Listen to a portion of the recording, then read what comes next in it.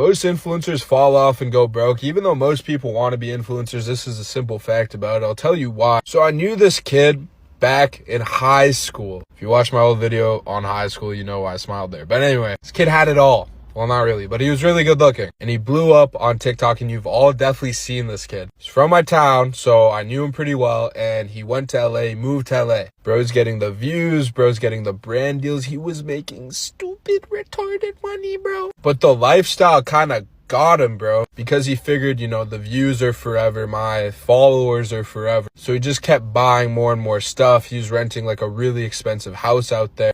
Hi guys, welcome back to my channel. My name is Omaomi, aka Petite Diva, and in this video we are discussing influencers and content creators' wealth. So we are discussing whether most of your influencers and content creators are actually as rich as they portray themselves online.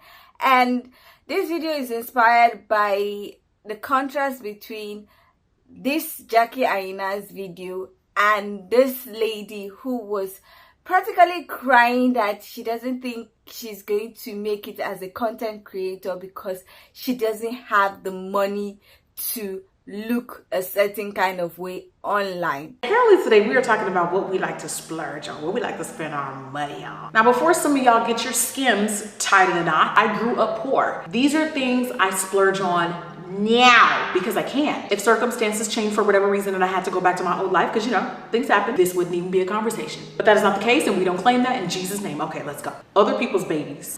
Don't be making comments about my uterus. I don't have kids, but my nieces and nephews, they will match their auntie. So if I'm wearing Fendi, they wearing Fendi. If I'm wearing Versace, they wearing Versace. It's for the kids. I will always justify a reason to spend money on other people's kids because they're not mine. Flights, and I have very specific requirements when it comes to flights. Anything longer than 5 hours. If it's not a flatbed, business, or first class, don't even bother. I'm not going. I got bad circulation in my legs. I cannot sit upright without stretching that long. It's just not gonna happen. I live in LA, so if it's like a flight to San Francisco, which is 1 hour, I don't care if I'm under the plane. It's an hour flight. I can adjust. Once we're crossing over the ocean, I need to lay down. Perfume, I don't care if it's mud-based. If it's rare, if it's from another country, and it's unique and nobody else got nothing like that, I'm spending money on it. Like if I'm at the checkout counter and you're like, by the way, this is from a Saudi Arabia, what are you waiting for? Bring it up. Like I trust everything people do in the Middle East when it comes to fragrance. Like just Michelin star restaurants. A few times that I've experienced Michelin star restaurants, it has been exceptionally phenomenal. Y'all know how people be making them TikToks and videos about how those restaurants that serve you little tiny baby little portions don't be that good. Some of them are lying, because if I can tolerate it, you can't too. I don't like anything. What's your excuse? No, I'm just playing. I know everybody has different standards. I don't consider myself a foodie. I don't eat red meat. I don't eat pork. I don't eat dairy. I already have an extremely limited diet. And then on top of that, I don't really like anything. Despite them portions being questionably small, you actually do leave full. I do. Me and my fiance. And mind you, that is a whole man. Last one is tech. I have some good tech equipment. Like if my friend Alyssa Ashley tells me to buy a lens that costs rent money, I'm probably do it. I'm gonna trust her. I don't really care. If she says it's good, I'm gonna buy it. Like I don't need to know how to use it, I'm gonna buy it. And also cars. I am a classy lady. I am a fan of the AMG series, if you will. I will splurge on a car. In a car that looks good, especially. Sometimes I feel like I'm never going to achieve my goal or my dream of becoming a full-time social media influencer or content creator because of my financial situation, and it gets really discouraging because it's almost as if you can't or you shouldn't work so you can actually dedicate like a full 40-hour work week to just pursuing content creation, creating content, posting it, all of that. And it's almost as if you have to like be married to somebody who is rich, or you don't have to work in that relationship, or you have parents that can provide for you, and it's really hard if you're providing for yourself. And like it just makes me sad because like it always feels so far away because all the expenses build up, and I have to put content creation on the side to take care of business. And it just makes me so sad. When I watched both videos, my thought was on the fact that videos and people like Jackie Aina right now, those that do a lot of luxury content, those that make everything aesthetic, are the things that are being pushed, are the videos that are being pushed. And a lot of content creators are actually trying to act in a particular way online, and so that they can get themselves out there. And when they do such things, later on you find out that some of them are actually very broke, but online they look very, very rich. They have luxury things that they can afford, or they show us that they can afford. Anyway, a lot of people have been finding out that some of these influencer content creators that appear to be rich online are broke, and people are asking the question, why are they broke and why are some of them faking it? So let's check out some of the reasons that a lot of influencers and content creators who appear rich online are actually broke in real life.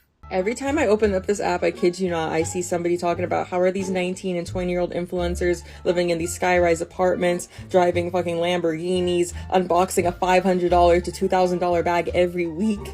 As somebody that's been in the influencer space for over 10 years, let me tell you exactly how they're doing it.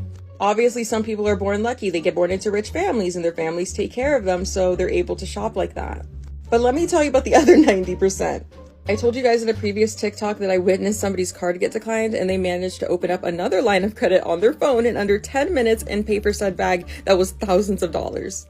I have watched people film $10,000 shopping haul and then go and return all of it. I'm sure you guys have come across those girls that are like, I don't wear things more than once. Yeah, because most of them are returning it. Like, not the fake bouginess. How are they driving these expensive ass cars? Child, they are renting them by the week. I'm talking spending $1,000 to fake flex a car, film a whole car tour just to have to return it. That's why I say do not believe everything that you see online, because most of it is fake. I have had at least 10 influencers tell me that they have never paid their taxes. These big mansions and nice apartments you see them living in, they don't own them, they're renting. That's why it always fucking gags me when I see people that I used to be cool with e-begging online talking about, can you guys donate money to me, when they used to spend like $12,000 a month on their apartment. Like, baby, if you would have saved that money and just bought a house, you wouldn't be on here doing all this. Talking about lion! He said the lion! Another galaxy, another rose. Bitch, get a fucking grip. Why didn't you invest in a home? Like, why didn't you buy a house instead of renting these big mansions? Like, why do so many people just rent these big homes instead of making actual investments? Well, there's something required if you want to be able to get a good mortgage at a good rate. And that's good credit. Do you really think somebody who is constantly maxing out their credit cards, not paying them, and then opening brand new ones to live beyond their means has good credit? Sure, you can get a house with shitty credit, but you're gonna have to put down a fat down payment. You think they have that if they're maxing out their credit cards once again? So it's literally a whole cycle. So like I said, don't believe the shit that you see online. It is all fake. Like, do not be jealous of anybody's life. Like, just don't. Plus, most of these people are fucking miserable, okay? Okay, I'm done. Bye. Because honestly, let's talk about it. There was this girl on Instagram. I thought she was rich. Girl was on back-to-back trips. Human hair, nails done, everything. She attended every event I ever wanted to go to. She was out with celebrities. Let's not even get started on the outfits, the handbags, everything. And it wasn't until I made friends with her friends. And honey, they weren't her friends. When I tell you the tea was hot, like, shorty couldn't even afford gas. Gas, bro. They were literally complaining about her asking them for $20 because she was stranded. So shorty was just on a trip to Jamaica. I think the worst part for me was when they told me she only had like $3 in her bank account. But honestly, this was the reality check I needed. After that bubble burst for me, I really realized I was actually doing well in life. Now every time she posts, I'm just like, because she'll really spend her last dollar on getting her Instagram posts and hair and like background, but she can't even afford to eat. Could it be me? 98% of creators are poor as hell. Like, they have these big audiences and they might have all this clout, millions of followers, but they don't make any money at all. Like, 98% of creators make less than 50K per year. Why do you think that is? Either, for one, they are too scared to sell something to their audience, or they don't know how to. They don't know business. Yeah, they don't know They're business. just creative persons. Yeah. They have what I like to call a dopamine monkey brain. They're used to chasing the dopamine of having a viral video, and that's it. But they're not able to like sit down and work on like an actual business. Influencers are very good at manipulating their audiences to believe their life is a certain kind of way, because they know if I do that, I get to influence you because you think I have what you want. Your perspective as someone who's been in the marketing realm and behind the scenes, you know that not to be true. Listen, I've worked with tons of these influencers and brands, and yes, the reality is not what you see on social medias. Just remember, there's front stage and there's backstage, and you are only seeing front stage. Just don't forget there's also a backstage, which they don't show you on purpose. Just the whole idea of trying to look candid on camera, that is so staged too, right? When someone takes a candid photo, you know that probably took like 30 takes. Yeah. How many gurus follow their morning routine, you think? Most influencers fall off and go broke. Even though most people want to be influencers, this is a simple fact about it. I'll tell you why. So I knew this kid back in high school. If you watch my old video on high school, you know why I smiled there. But anyway, this kid had it all. Well, not really, but he was really good looking. And he blew up on TikTok, and you've all definitely seen this kid. He's from my town, so I knew him pretty well, and he went to LA, moved to LA. Bro's getting the views, bro's getting the brand deals. He was making stupid, retarded money, bro. But the lifestyle kind of got him, bro, because he figured, you know, the views are forever, my followers are forever. So he just kept buying more and more stuff. He was renting like a really expensive house out there, trying to impress girls, yada yada, the whole nine. But then something happened.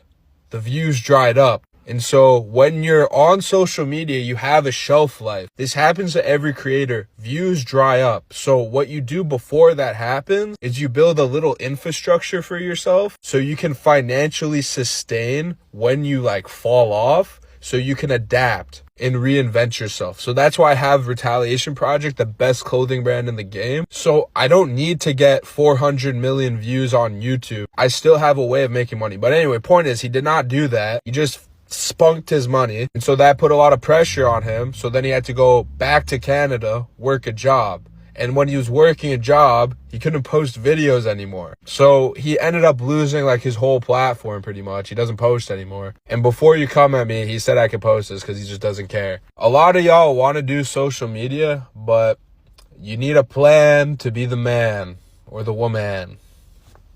Most influencers fall off and go broke, even though most people want to be influencers. Let me tell you a quick story. I had 1 million followers and I made $0 from that. I used to get 10 million views every single day back in my prime. If you just sort through my popular videos, you'll see I'm not capping. But I made no money from that. Now I average about 1,000 to 3,000 views per video, but I make $20,000 to $30,000 a month simply because I have a business. So my best advice is stop worrying about the views, stop worrying about clout, stop worrying about viral trends, and create something that's actually valuable and you see yourself doing long term. I only just started taking my coaching business seriously about 3 months ago. So this is quite literally the beginning for me. I heard an amazing quote the other day that I think relates to this perfectly. Have a mission so big it can't be fulfilled in your lifetime. Your kids and grandkids have to fulfill it. But let me tell you about the other 90%. I told you guys in a previous TikTok that I witnessed somebody's card get declined and they managed to open up another line of credit on their phone in under 10 minutes and pay for said bag that was thousands of dollars. I love this creator so much. She keeps it so real. I love seeing her on my FYP. But I wanted to add my story that just happened to me to hers. So you guys could stop comparing your real life to the veneers of influencers on social media, because it's all curated. It's not real. So one of the OG influencers who made a video about me, by the way, when I was getting canceled and calling me a Harriet Tubman and the C word, I saw her at an event recently. Now, I'm not going to tell you exactly who she is, but I'm sure you guys can deduce who she is. Back in the day when I wanted to be an influencer terribly and I was working so hard at it and it wasn't happening for me, there were only about 8 black influencers on YouTube at the time who were doing so well, and she's one of them. I think she has like 3 million subscribers on there, like 2 million on Instagram. Anyway, I saw her, and because of what she said about me on my video, I'm like, I'm just going to approach her and say hi. Because one thing I will do is confront you, even if it's just passive aggressive way, in a kind way, but I will always let you know that I know what I know. So I walked up to her and I was like, hey girl. She's like, hi. And she's like, how are you? How have you been? And I said, I bought a place. Now, I'm going to continuously brag about the fact that I bought a place, almost cash, because I was homeless less than a decade ago. So yes, I'm going to brag about it. I'm going to tell anyone who would ask me, how am I doing? I'm going to say successful, like Tiffany Haddish. Anyway, so I said, yeah, I bought a place. And she looked so, it wasn't jealousy on her face, which I respect. It wasn't envy. She was dumbfounded. She looked bewildered. She was like stuck in a moment. And after about, I guess, 20 seconds of her thinking it through in her head, she goes, how is that possible? How is it possible to buy a place in Los Angeles? How is that possible inside of LA? And she's asked me these questions with curiosity on her face. And of course, I'm so petty. She's carrying a Fendi bag. I'll put up the picture here. This exact Fendi. When I got home, I went to go look it up. It's like 4,500. And I'm looking at her. She's looking at me, and I'm looking back at the bag. And she's looking at me, and I'm looking back at the bag. And I thought this is my moment to stick it to her, because like she was so mean in that video she made about me that I'm just gonna stick it back to her. And I said, well, personally, as you know, I don't buy things like that. And I pointed at her bag. I said, I don't buy things like that. It's not for me. I believe in assets over liability. And so I'm just gonna keep buying properties and land, and I will never buy that. And then I was like, well, you know, I'm a huge fan of yours, which I was. That's not even a lie. Like, I was a huge fan of hers when I was trying to be a YouTuber and I was feeling at it. And I said, and I see all your unboxing, and if you sell like 10 of those, you can afford a house in LA too. And I just said, okay, bye, Tadalu, and I walked away. And that is a fact. These influencers they do make that money. I want to make that very clear. We make money, but they don't save it, because they think in their mind they have to look a certain way to be considered an influencer, which is kind of true. Because when I was getting canceled, I heard Nika doesn't really have money. She's not really rich. Like, she never wears anything nice or expensive. She's not aspirational. She doesn't travel much. Like, she doesn't have any money. And I was like, I'm about to buy a whole land. Like, I'm trying to buy a land in January in Simi Valley. And I think they make this money and they think, oh my God, I have to buy more stuff to look more rich, you know. Now, here's my thoughts about the whole situation. Now, a lot of people have talked about the fact that some of them don't have good financial knowledge, and that might be true, but a lot of them are doing this fake it till you make it kind of thing, in my own opinion. I think a lot of them feel like if they fake the luxury item, fake the luxury lifestyle, that their videos will get pushed and they'll probably will get more views, get more money, and they also maybe appear on the radar of brands and get some of these things for free or for less. So in their mind, they are thinking maybe it's an investment into pushing their content outside and getting noticed. Now, that might work for some certain people that look at it as an investment and don't buy those things to keep. Like, one of them talk about buying bags and using their credit card to the max, then opening another credit. I don't think that's smart, in my own opinion. Now, it's a different case if maybe you are renting it and you put it as your business expenses, and then you also have like a savings and investment. Now, some of them talked about people renting mansions as against buying a house. Now, for me, I would say if you're renting the houses, if you're renting the mansions, and that you're doing content with the mansions, and the rent money is kind of like an investment. Like, if you're spending 12,000, but the content you're making about the house and everything is bringing like 100,000, is an investment. But you would also have to like put some of those other money, some of the money, if you're earning like 80,000 on top of the money that you used to rent, if you use it to make a down payment for a house that you can eventually rent out, even if you are not going to live there, you can rent it out. It will be like your backup plan in case the money from the content creation or influencing doesn't come as much as possible in the future. So that can be an investment. But when you are just doing it to show the people that you are living in a mansion and you cannot afford the basics, like some of them asking and begging people for $20 or money for lunch or something like that, that is not smart, in my own opinion. But if renting the house, if the house aesthetic is bringing you money, like you're making content, or is allowing you to get deals up to $100,000, then I would say it's a business investment. But if it's just to show off, it's a bad choice. Another thing I will also say is that you have to have good financial knowledge and make good financial decisions. Like, personally, I've struggled with making good financial decisions. Like, I've earned money, I've gone broke. I've earned money, I've gone broke. And now I'm learning that there are some things that I want to get based on kind of the way I grew up. Like when I see the money, I'll be like, okay, that childhood feeling of not being able to afford some things because there's no money, and now I have money, I can afford it. I don't want to like keep the money, I want to like buy it. Now I'm trying to get over that part. I think it has got out of my system. Now it's time for me to make smart financial decisions. But it's not a lot of people that recognize that. A lot of people just want to be with the crowd. They want to hang out with the Joneses, forgetting that everybody's financial backing is different.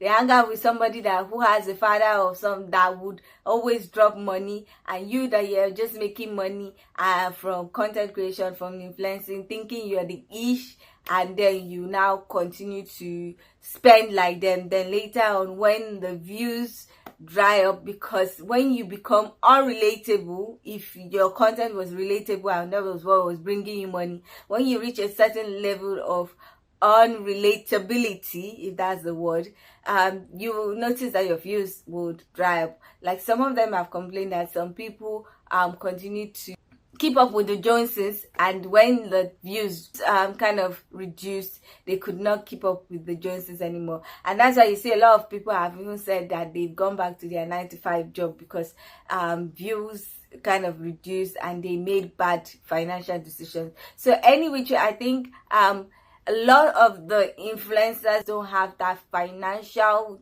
knowledge, and I think every influencer and content creator, if you want to turn it to a business, you need to have a bit of financial knowledge, good financial knowledge, and be able to know that, okay, I am going to plan for the future. Now, another thing that I noticed is with the influencers that actually continue to appear rich and are actually rich, is that they kind of diversify their income. So you see a lot of content creator influencers having like digital products. They also have like brands that they would start up, so that it's going to be, the money that they will get will be longer and much more than just concentrating on content creation. Now, I know a lot of people used to do affiliate marketing. I don't know if it's still being done again.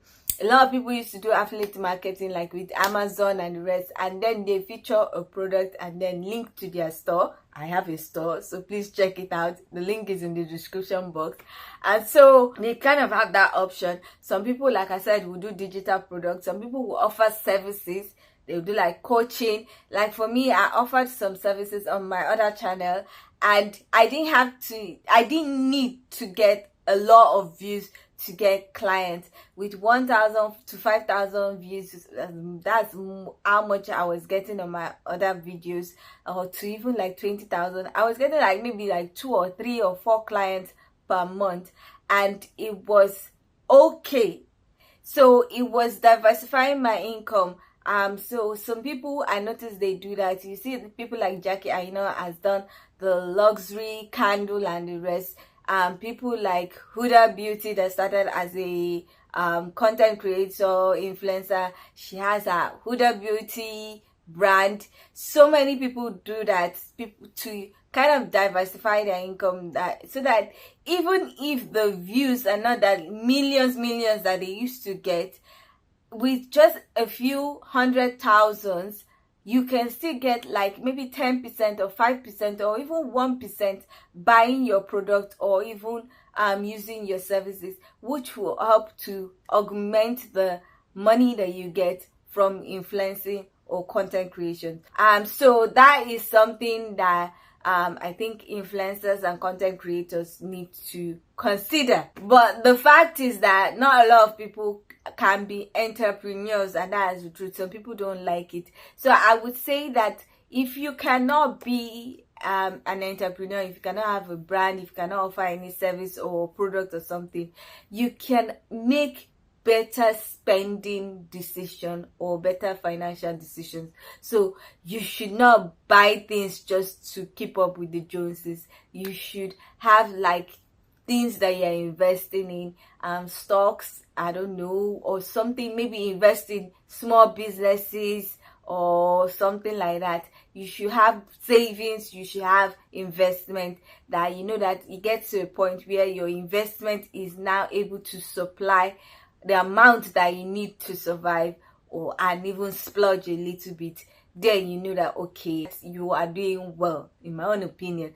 This is my own opinion about the whole influencers and content creators looking rich online and actually being broke because of bad financial decisions. I don't know what you guys think about the whole situation. Do you have anybody that comes to mind when you think about a content creator or influencer that looks rich online, but you know that underground they are struggling? I would love to hear your own opinion about all that has been said about why some content creators and influencers appear rich online but they are actually broke offline. I would love to hear your thoughts about the whole situation. So please leave your comment in the comment section so that we can get this discussion popping. Now, if you like this video, please give it a thumbs up. If you are not yet subscribed and you like videos such as this, please consider subscribing by clicking on the red button that says subscribe, and don't forget to click on the bell notification icon by the side so that you're notified anytime I upload videos. Now, with all that said, thank you so much for watching. I hope to see you in the next one. Bye.